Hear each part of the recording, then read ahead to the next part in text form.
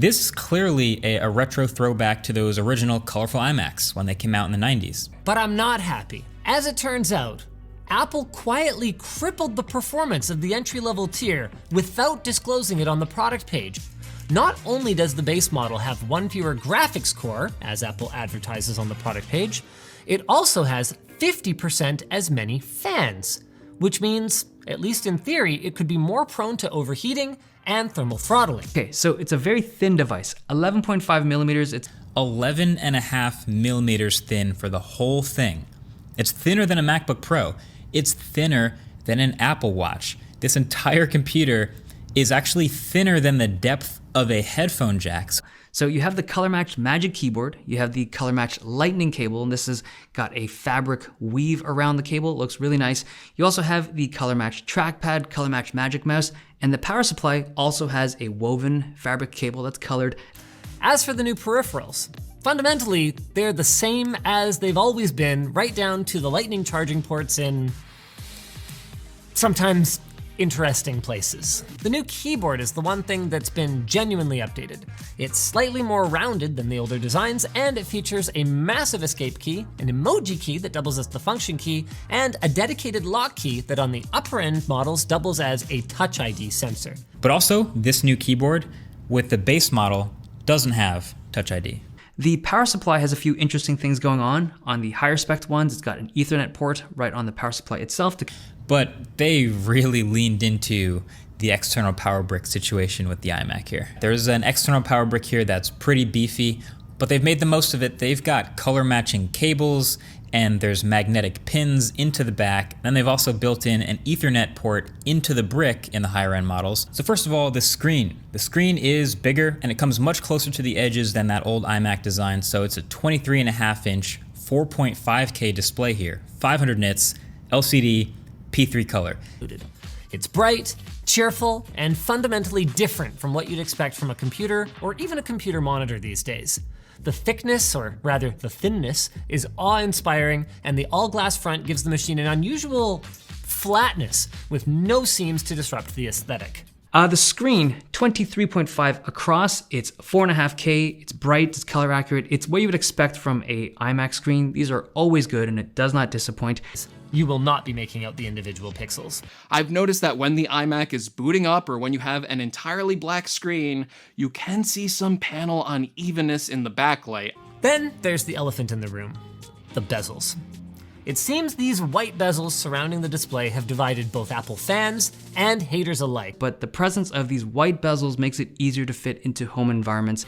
So our new take is that coupled with the very pastel color of the chin bar, the white bezel really does make the screen pop.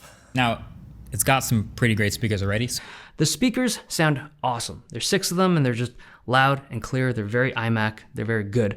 The mics are solid as well. There's 3 of them. There's 2 up front, 1 in the back, and they do a decent job at canceling out like ambient noise that's not supposed to be there.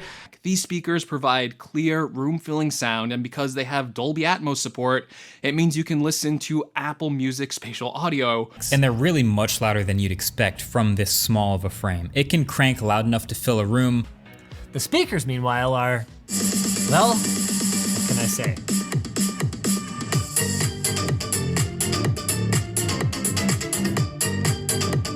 They are fantastic.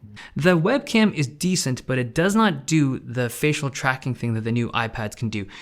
And of course, we can't forget about the new 1080p webcam.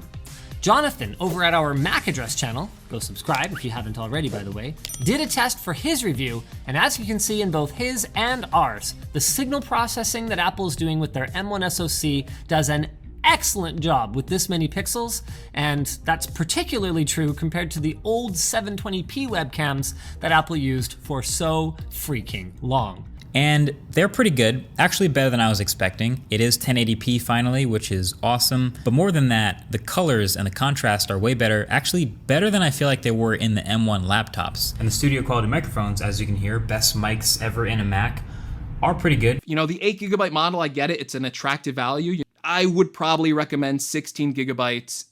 The fans are audible on both machines. There's a whirring and whooshing kind of quality to the sound if you get your ear up close, but it's difficult to detect from a sitting distance. In terms of ports, you have your headphone jack on the left and you have 4 USB-Cs on the back, at least on the premium model, and 2 of those are Thunderbolt 4.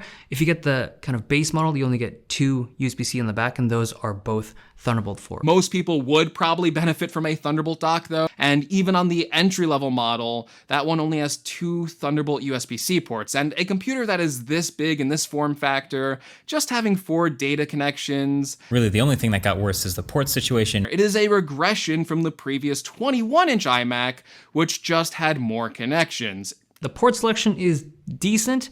I guess on an iMac like this that's super thin and focused on aesthetics, it's to be expected, but a couple more would have been nice.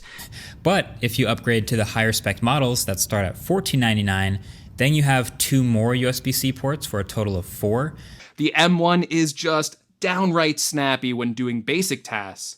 But I also want to say it does have a limit, and if you think this is a pro-level iMac, well, don't be fooled. This is still very much intended to be a consumer-level product. I think for the average person, you'll be plenty pleased with this. It's good, right? It's really good, but it's not that extra step that we've seen in iMacs of the past.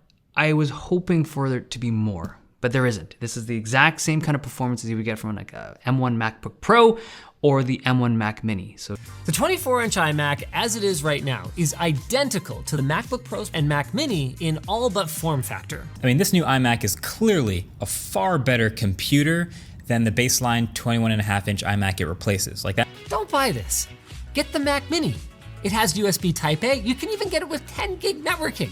Even though I am someone who's obviously not in the target demographic of this baseline iMac, I actually think it's a great computer. So what do I think about the M1 iMacs? Well, it's clear they're not for everybody.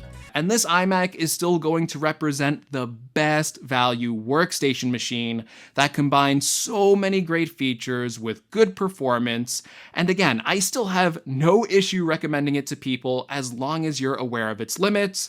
And again, for most people, you're not even going to hit those limits.